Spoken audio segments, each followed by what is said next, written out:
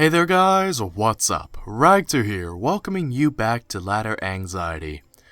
As always, competitive games can be pretty taxing. They are very intimidating with a lot of knowledge you have to learn. The people are not always nice, but that does not have to be the case. We can sit down and we can have a nice pleasant time. I'm going to play some random singles and we're going to relax. Now, I've got a Flareon, I've also got Mew, Raticate, Deontay, Terrakion, and Cryogonal. So I've got a pretty good team here. I actually feel really comfortable. Actually, not so comfortable with that. Let's head out to Raticate. Raticate is going to take the Rock Slide, and my Toxic Orb is going to activate. Now, I've got the Facade and the Sucker Punch, so I can definitely do a lot of damage while Raticate still has a presence.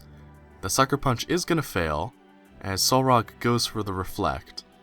Now, being aware of that, the Solrock is probably not going to go for an attacking move. It's probably going to avoid the Sucker Punch as long as possible, so I'm going to set up a Swords Dance. As Solrock is in fact just going to go for the Rock Slide. I could have gotten a lot of damage in, but that's perfectly okay. Instead, let's head into Deontay.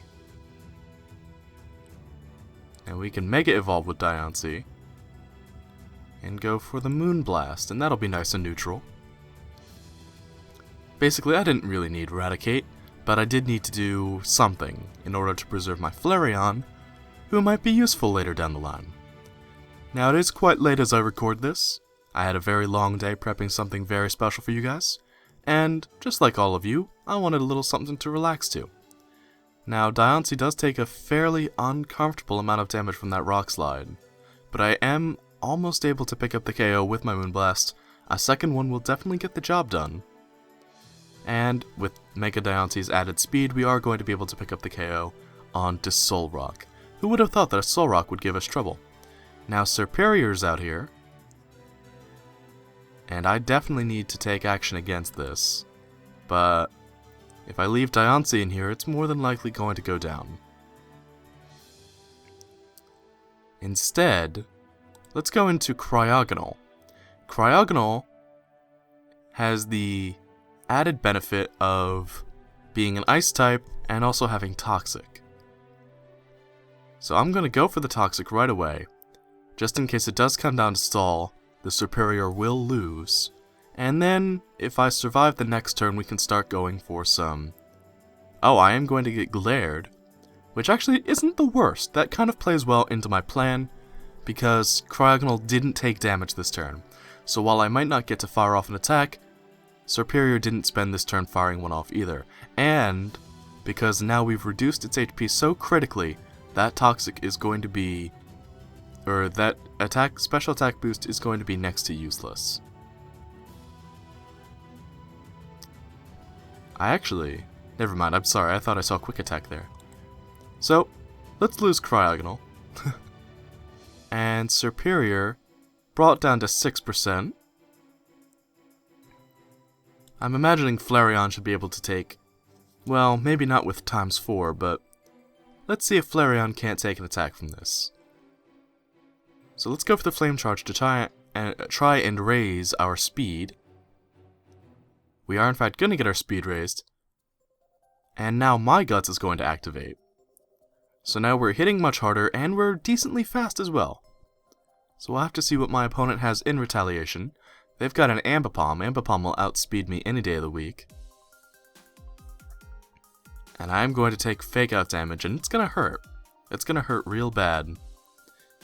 I do have the superpower to deal with this thing, but I think instead the smarter move is to go into Mega Deontay. Mega Deontay takes the Fake Out much better than Flareon would. And my opponent has disconnected, so we'll claim the victory here.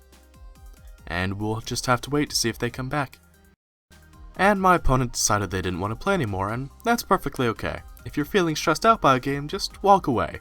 My opponent was probably feeling pretty stressed because of the position they were in, and I can't blame them. I would feel stressed too, but we can just move on and we can find another battle. So this time, we've got Ariados, Noctowl, Milotic, Lilligant, Galvantula, and Conkeldurr. I actually like all of these Pokemon, so even though they might not be the best, I am not upset by this.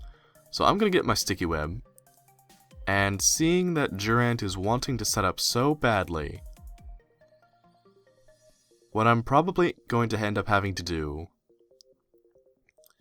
is sacking off Ariados here. I'll get off what I can in terms of toxic spikes and entry hazards. Let's go for the Sucker Punch to try and break Durant's accuracy, or Focus Sash if it has one. It's gonna miss on the Stone Edge actually, which is pretty funny. Alright, Durant deciding to go for the Hone Claws.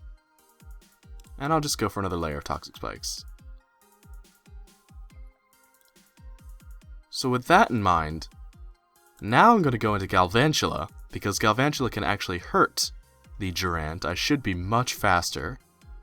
And let's go for the Volt Switch. No, Durant is actually faster than my Galvantula is. That's pretty interesting. Well, let's go into Noctowl now. And the idea behind Noctowl is to get off this Whirlwind. Although Noctowl is going to go down to the Stone Edge, I couldn't count on its shaky accuracy forever. Now let's go into Conkeldurr.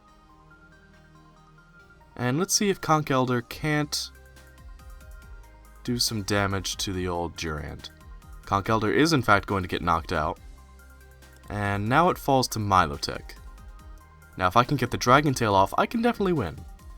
I am going to be able to take the Iron Head, and I am going to be able to Dragon Tail Durant away. So X-Cloud going to get slowed down, going to take the Toxic. I have Recover on this Milotic. So let's go for the Scald. Going to do a little bit of damage. X-Cloud going to just go for the Boom Burst. And let's go into Ariados. Ariados with the Sticky Web up should be much faster. So let's go for the Poison Jab. Going to do a little bit of damage. Going to, in the end, go down. But X-Cloud is going to go down as well. Now I'll go into Lilligant. Durant is going to come back out. I basically need to do as much damage as I can in the shortest amount of time. And to do that, let's go for Hidden Power Fire. Gonna knock Durant out of the game. And let's see if my opponent has anything else up their sleeve. They have knocked out all but one of my Pokemon. It's Lilligant against the world at this point, but hey, you know, these kinds of things happen. So one disadvantage is that I no longer have access to my Sleep Powder, because pretty much everything that's not a Steel type is going to come in and get poisoned. So the only thing I can really do is go for Petal Dance. And of course that's resisted. And Entei's Flare Blitz is in fact going to knock me out, so I'm going to say GG. And we'll move right along. Let's get one more battle in for the rest of the episode. That Durant was pretty tricky, huh? I've seen people say that it's a little too stressful to play those kinds of matches because you feel like you've already lost, but if you don't ever play it out, how will you know? We did manage to take out the Durant in the end. All we had to do was get an opening in. So now, we've got Granbull, Cradily, Garchomp, who is our Mega, Hippowdon, Magmortar, and Kyurem White. To deal with this Braviary, I think we go into Hippowdon. Now, Braviary does have Defiance, so it does get a bit of an attack boost. And this Hippowdon is not carrying the Whirlwind, but it is carrying the Stone Edge. So let's try and fire off a Stone Edge and do some damage to Braviary. At +2 attack, it's actually just going to knock out my Hippowdon, which is pretty unfortunate, but that did in fact get up the sand. So let's go into Garchomp. With Garchomp up here, let's Mega Evolve and go for a Draco Meteor. That'll hit past Braviary's defense stat and hopefully get us some damage in. Now as Garchomp we have Rough Skin, but as Mega Garchomp we should have Sand Force. So we're going to knock Braviary out. And now let's see what my opponent brings in retaliation. I'm not gonna lie, I haven't used a Mega Garchomp since X and Y first came out. It very much fell off the radar because what does it really offer over regular Garchomp? Regular Garchomp is perfect the way it is, and there are better Pokemon you can have in your Mega slot. You can have them and Garchomp not take up your Mega. But in this case, I am definitely more than happy to see Garchomp, and we're going to start our timer, because we do have a show to do, and just because our opponent loses one Pokemon doesn't mean they can take up our entire night. So, my opponent going to send in Dusknoir, and we should be pretty okay to deal with this. We have the Sand Force up, and we are in a Sandstorm. So let's just go for the Outrage and see how much damage we can do. We are going to do about half, and Dusknoir is going to do a whole bunch in return, but we definitely have the advantage in that regard. We're faster, we'll get the attack off first. Shadow Sneak is going to take a bit more of our health off, and now we become confused due to fatigue, but at least we can switch out now. And the Sandstorm is going to subside. So Mew's going to come out, and I do have options of dealing with Mew. Oh, never mind, I thought Granbull was carrying the knockoff. Maybe I don't have very many options for Mew. But let's do what we can with an Outrage in the meantime. I think Mew outspeeds. I'm imagining my opponent probably wants to go... No, it's just going to go for the Earth Power. I'm going to get my Outrage off. Mew is definitely going to be able to pick up the KO here, assuming I don't hit myself in confusion. And then I will be picking up the KO on myself. The Earth Power is going to knock out Garchomp, and this presents me with the opportunity to bring in, let's say, Granbull. Granbull is going to lower Mew's attack, which, oh, I do have the Crunch. Silly me. Mew's lowered attack not really going to factor into the general Mew strategy. Most Mews you see will be running a special attacking set, and that's because if Mew gets burned, or comes up against Intimidate, then it won't have to worry about losing any attack status. Or attack statistics, rather. Not only that, but Mew also has a much better special move pool than Physical. But it also has only average defenses. They're good, but not great. So we'll have to see if Granbull's great attack stat is able to put, a dent into Mew. And it turns out this opponent didn't want to finish their match either, but again, that's okay. They were clearly feeling that they were in the position of, I need to remove myself from this or I'm not going to feel good. So we'll look for one more, just for the sake of trying to get in a complete match, and this time we've got Noivern, Primeape, Dugtrio, Froslass, Nidoqueen, and Vespiquen.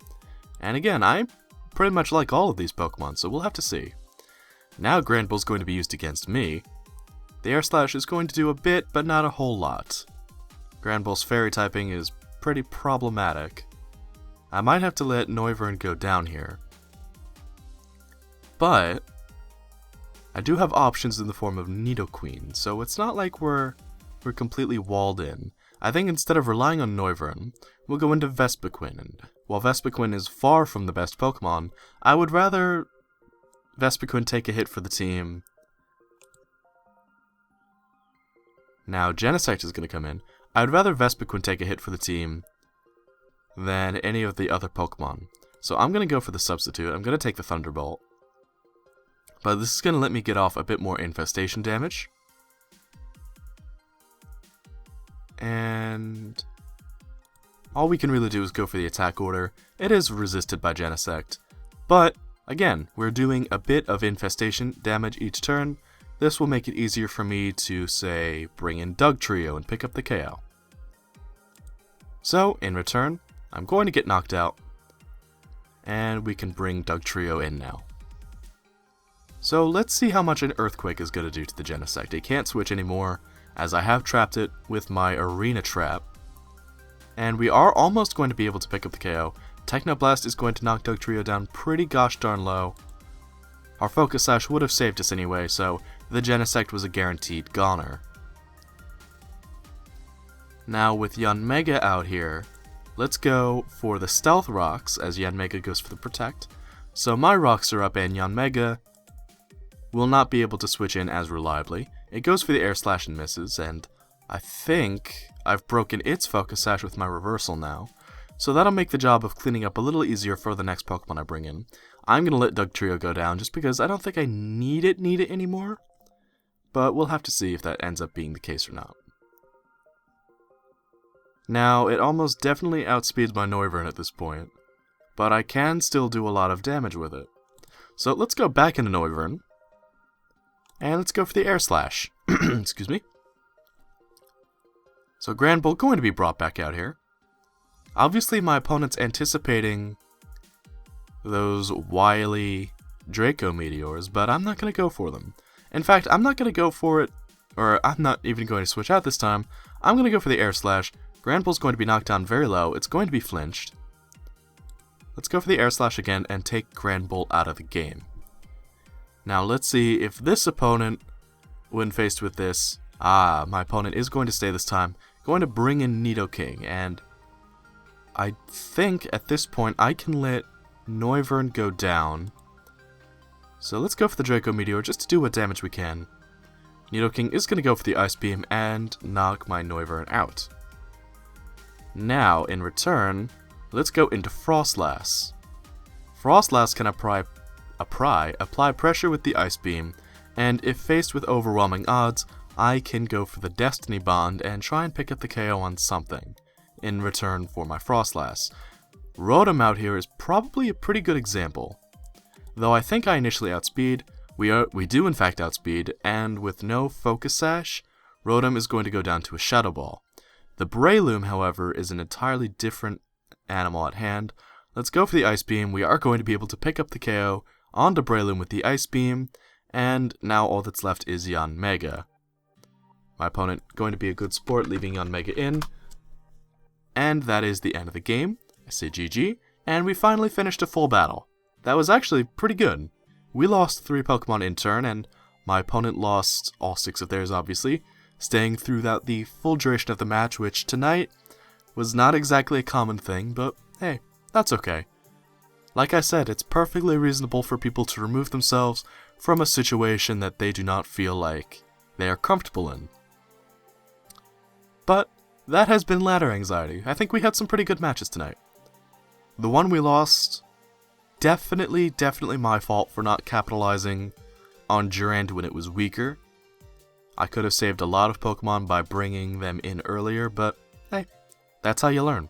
You learn by losing. I've never really faced Durant before, I'm gonna be entirely honest. Maybe a couple times on this show, but it's not a common Pokemon. Let me know what Pokemon you're uncomfortable with facing in the comments down below, and also, let me know if you had any fun this episode or if it helped you relax, and also, give me some feedback with a like if you can. I will see you next time when we return to Pokemon Showdown and Ladder Anxiety. I hope you have a great week, a great weekend, wherever you're watching this, whenever you're watching this. Have a great time. I'll see you next time. Thanks for watching. Bye-bye.